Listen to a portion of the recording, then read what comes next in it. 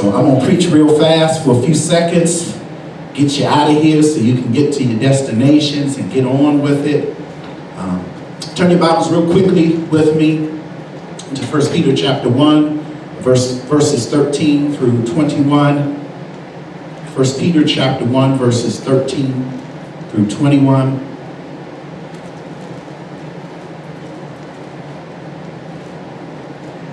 I want to pick up and offer part 2 to the series I started last week. I'm a cherry pick today from my notes, so I might seem ADD-ish this morning, like I'm all over the place and I have no idea what I'm talking about, and I just made it up in the car on the way to church. I've done that, but it's not this time. You do what you got to do. But I'm trying to get to a few points, get you out of here, then I'm going to pick it up, next Sunday when we don't have the pressure on us and work through the notes.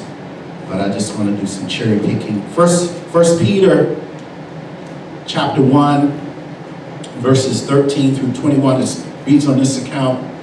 Therefore gird up the loins of your mind and be somber and rest in your hope fully upon the grace that is to be brought to you at the revelation of Jesus Christ.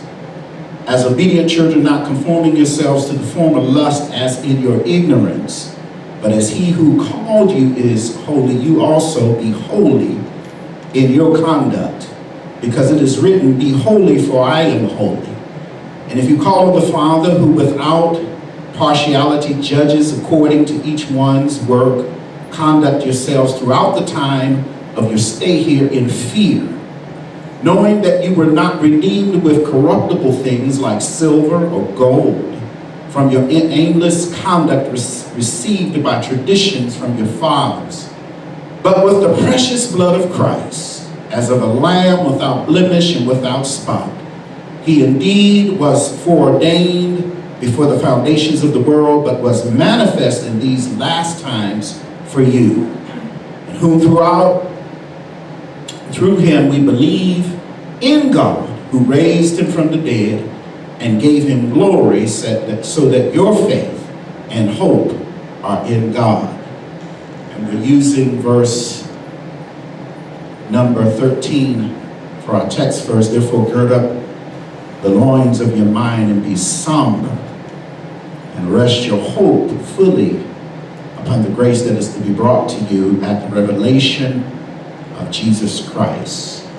Father, bless us today. Use us as a conduit of ministry, a vessel of your guidance, Father. Bless your people to leave differently than they have come in, Father. Empower us, Father, now with your anointing. Anoint your people to hear, Father. I know there may be many things on their minds, Father, but just clear out a small space that you can operate in, Father. Penetrate, Father, with the spirit of wisdom and revelation, so that they leave here empowered to be greater doers of your word and not simply hearers, Father. We pray this humbly, Father, trusting for you to do the work, Father. And we thank you in Jesus' name. Amen. I've been using for a text, mind over matters. Mind over matters.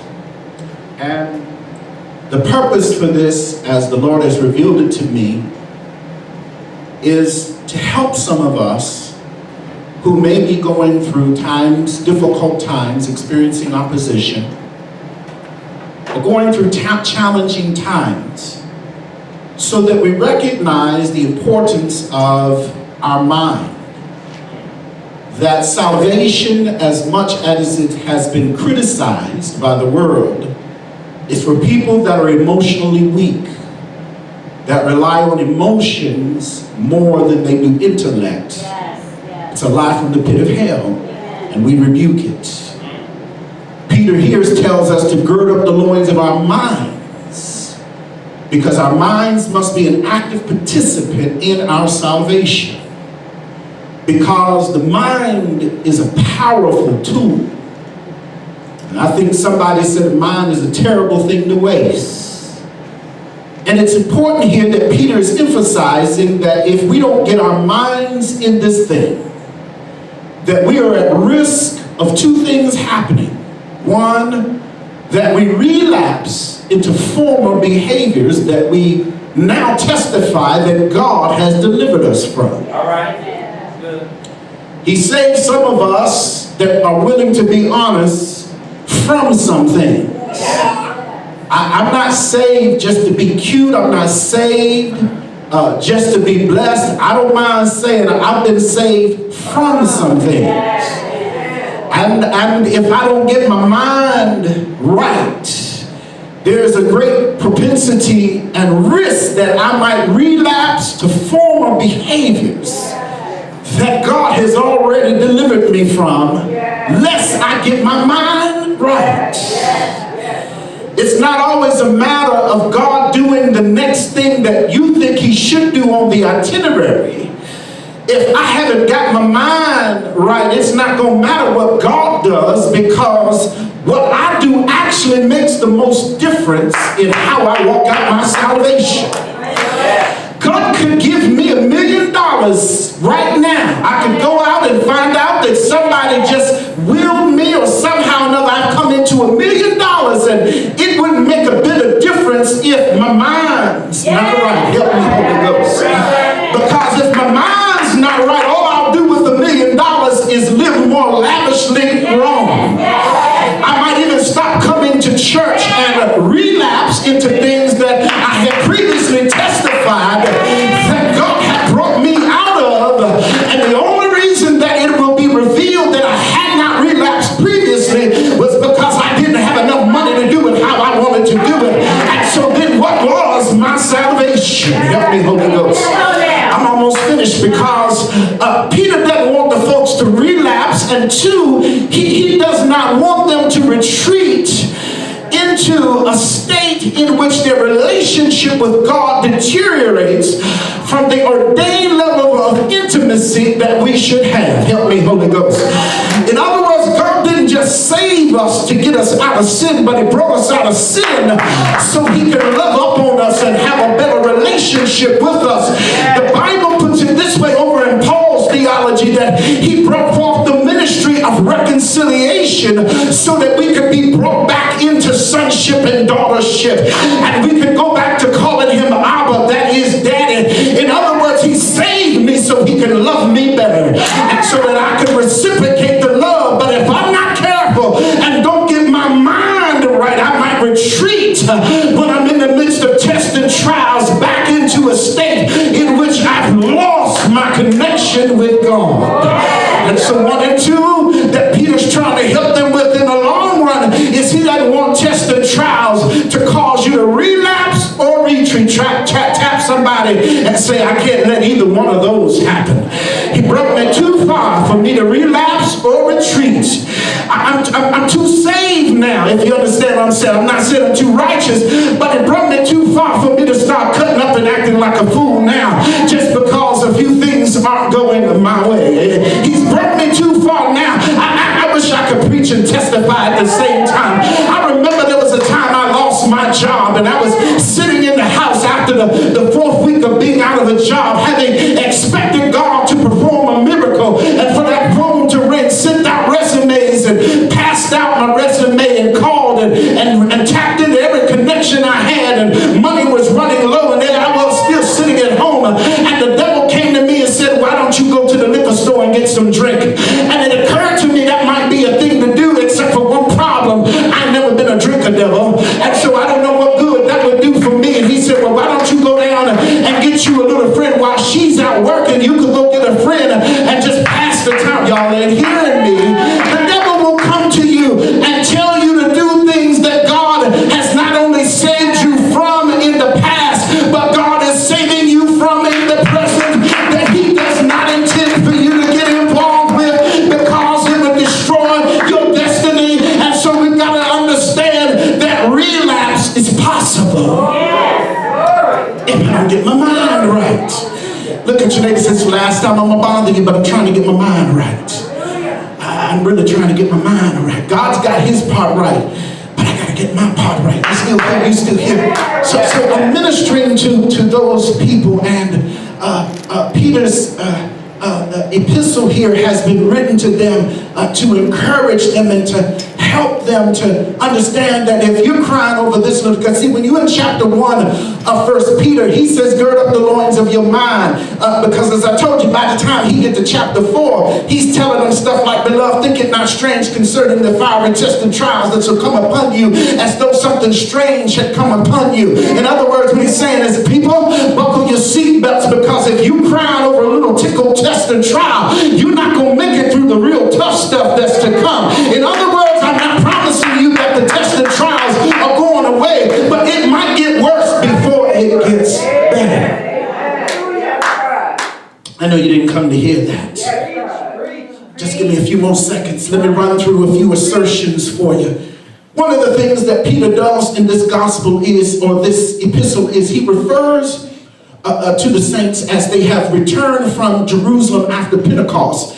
They have gone back down to Asia Minor, modern day Turkey, and they've gone back, and I told you last week they've encountered hostilities and problems because they've come back changed through the new birth, through the empowerment of the Holy Spirit. And so they've come back home and things aren't conducive to save people being there. And so they've gone back to the old hood, and the hood is the same, but they're supposed to be different. And so they found a conflict between having been renewed and rebirthed and changed in how to operate in the old hood with a new spirit on the inside. Are you with me? And so Peter has heard that they have been being challenged by this situation, and so he wants them to understand something, and he calls them strangers and pilgrims. That's the word right there. See, what he is telling them is that now that you're back home, you're a pilgrim. All right. When you left home, you was one of them, but now that you've been to Jerusalem and been endowed with the Spirit of the Holy Ghost, and now you've come back, where you've come back to, you are now a stranger and a pilgrim. And what he's trying to remind them of is that when you have come back, you left friendly territory, but you've come back to hostile territory. And he wants them to be reminded that I'm going to call you pilgrims, because you got to change your mindset and stop expecting people to treat you like you are all the same. No, you're a pilgrim, you're a stranger. And what that means is that you have come back to a place that is now hostile to you, that used to be hospitable to you, because you were all the same, but now you're different. Yes, God. Yes, God. And so he's trying to get them to change their mind. You're not back in friendly territory experiencing unfair hostility.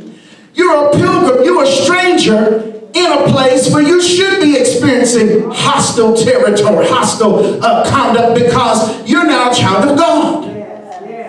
And they were hostile to Christ.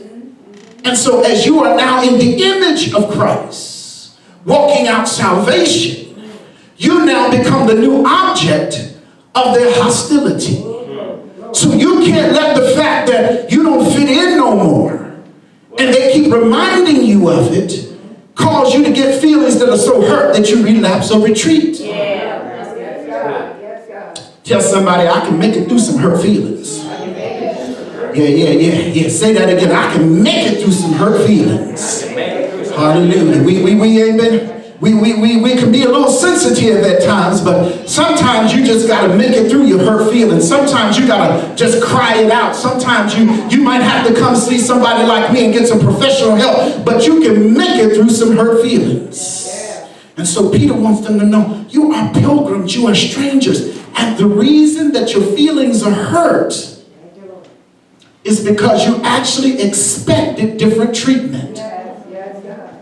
You expected them to treat you with open arms when you came back and said, I'm saved, Holy Ghost filled, fire baptized. And they said, good, let's go get drinks and celebrate. They said, well, got a little problem right there.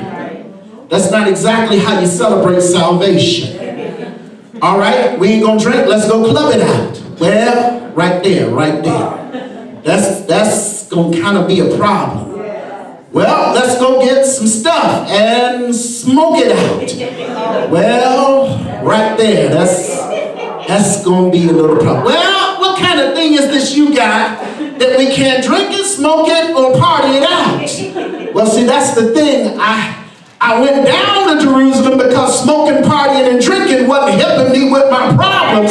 But I went down to Jerusalem and found a real solution to my problems. And now I'm back in the place where my problems originated, and I can't go back to business as usual. And so I understand y'all might want to smoke it, drink it, party it out, but I'm not with that anymore. And so you might have to do it with...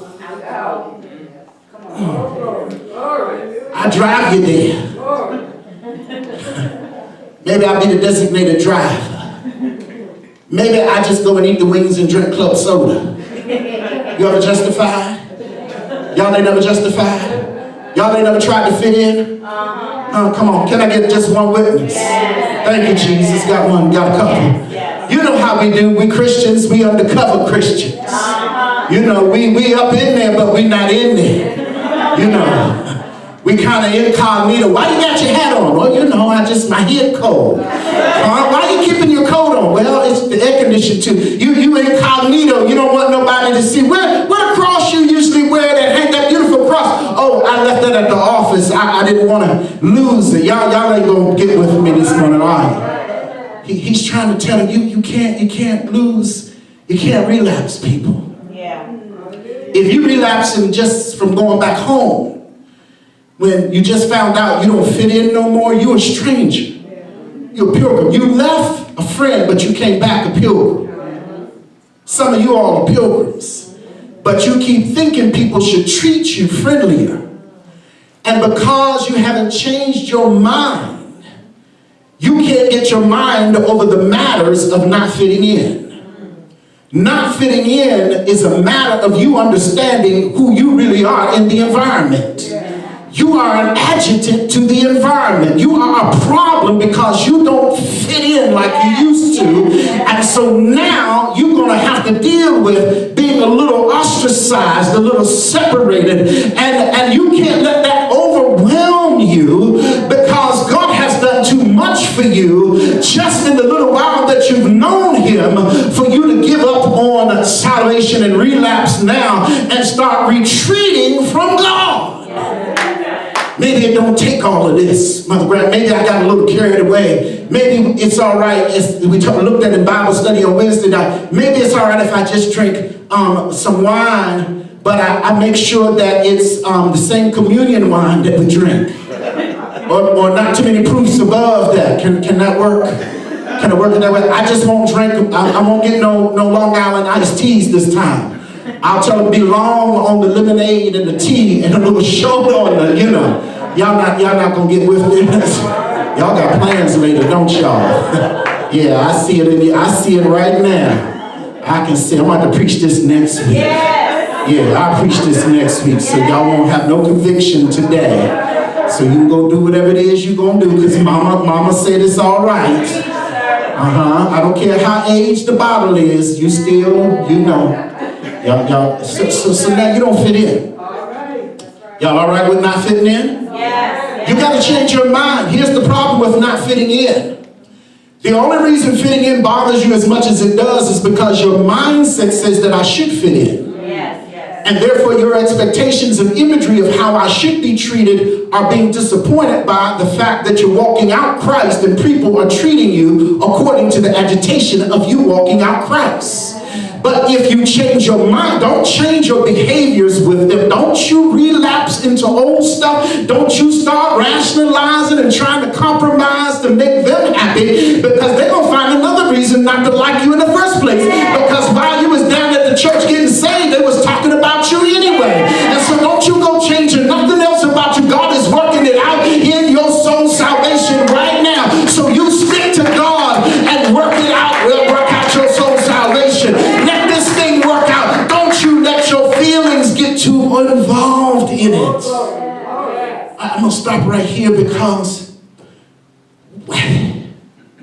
sometimes it's our mindset that sabotages us. Come on now. I think because I live right, people ought to treat me right. I think because I'm nice to everybody, everybody ought to be nice to me.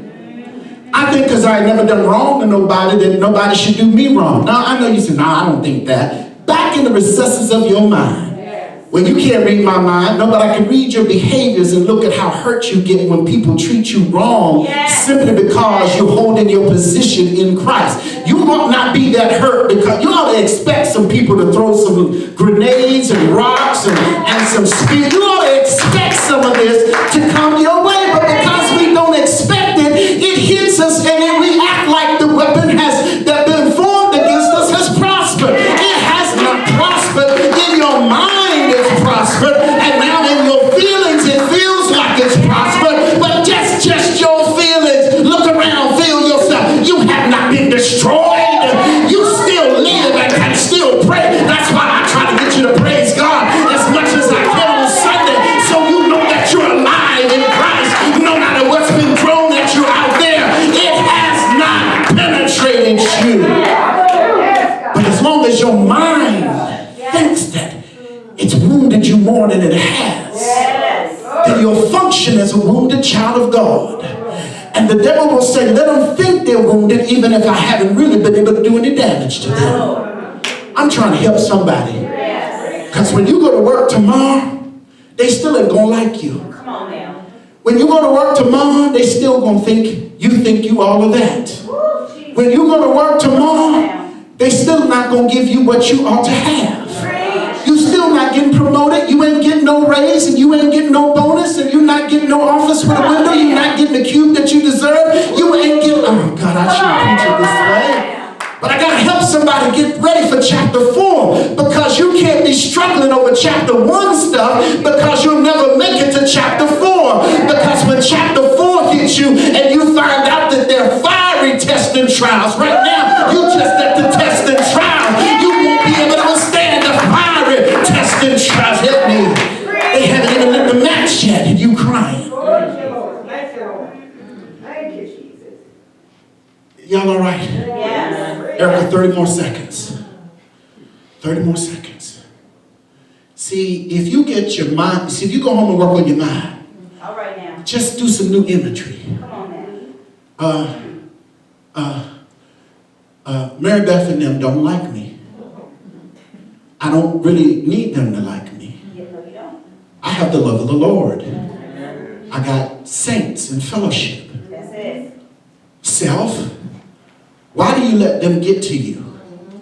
Why does it matter so much that Ray and them from around the neighborhood talk about you like a dog when you know you're not a dog?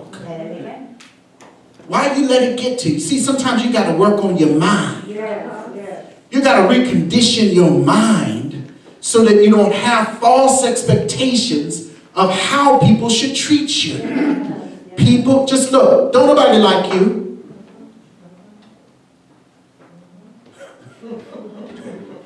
Nah, that didn't go well, Brother Hakeem. Can I get one more bother your neighbor? Can I just get one more? Brother Davis, can I get one more bother your neighbor? You got it, Pastor. Just one more. Look at your neighbor and say, don't nobody like me. I know that didn't feel good. I know that went down all the way to your toes are scrunched up right now like you could kick somebody. But see, if you condition your mind to the fact that don't nobody like you, you won't be expecting like. Because like ain't enough for you to live on anyway. Like ain't never helped nobody get through much except for a relationship that's already based in being a good relationship. Like is a good substitute for love, but it is a substitute. Oh, God. Your mama loved you. Let me do a Mother's Day message version. Your mama didn't like you, and you didn't always like your mama. Anybody mama always said, I'm doing this because I love you? And what she was doing certainly, most certainly did not fit the category of like. You'd rather her not love you. If that's what love is, Mother Grant, am I preaching yet? You raised children, Mother Grant. Any of them ever looked at you like, my mama don't love me? But you knew what you was doing was out of love. sometimes we got to get our minds right and stop expecting like and love from the wrong places. It's when you expect like and love from the wrong places. I don't go to work looking for love. I used to. I don't even go there looking for like no more. I'm an African American male, and I've worked in predominantly Caucasian environments. I found out that unless you can do green, you missed that one. In other words, unless I'm helping them produce green, they don't really like me. But you know what? That's okay. I actually don't like me sometimes.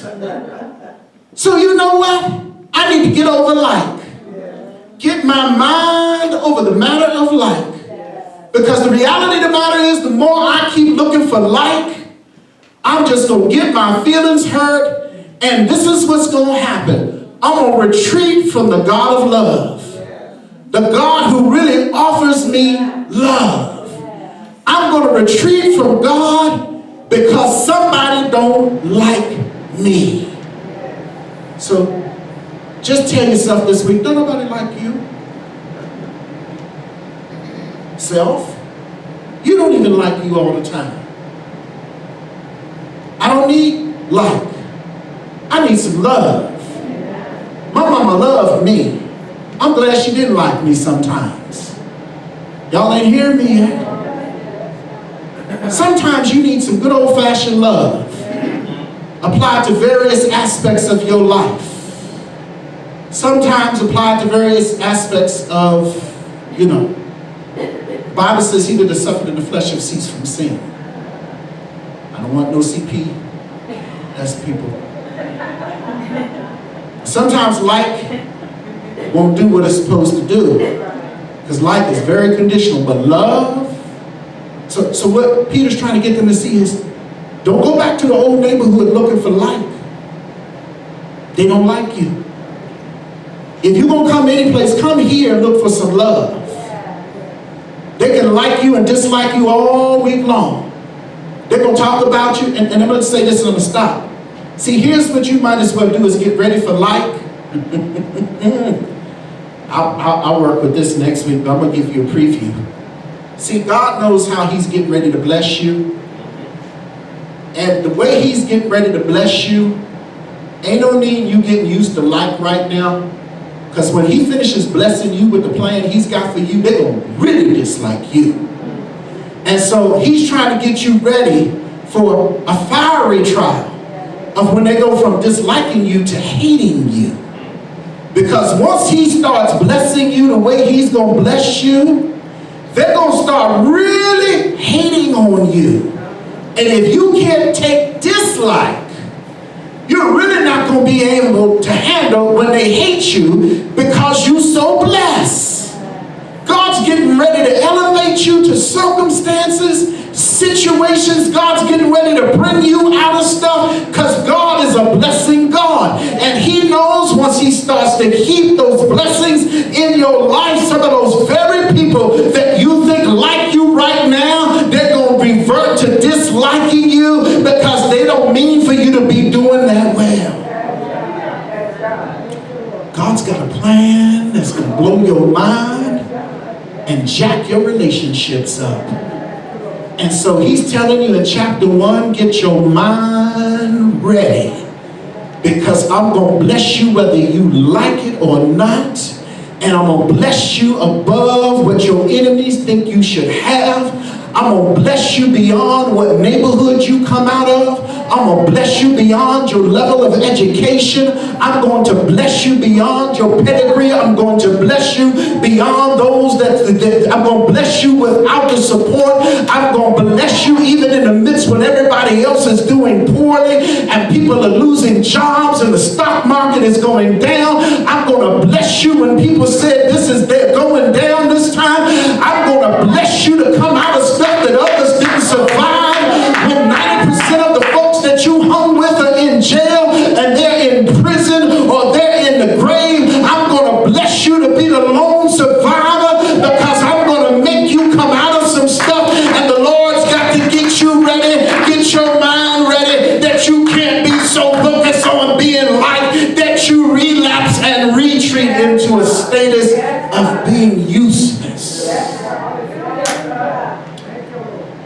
standing on your feet. I'm getting out the way. Remember, don't nobody like you. I know that sounds crazy, because as little kids, some of our most traumatic experiences came from when we found out people didn't like us. And even as adults, we're still trying to repair those situations from the past. Sometimes when I work with people and I try to help them understand, you got to cultivate a new appetite. Because as long as you are hungry for like, the power resides outside of you. As long as you're looking for people to like you, they got the power.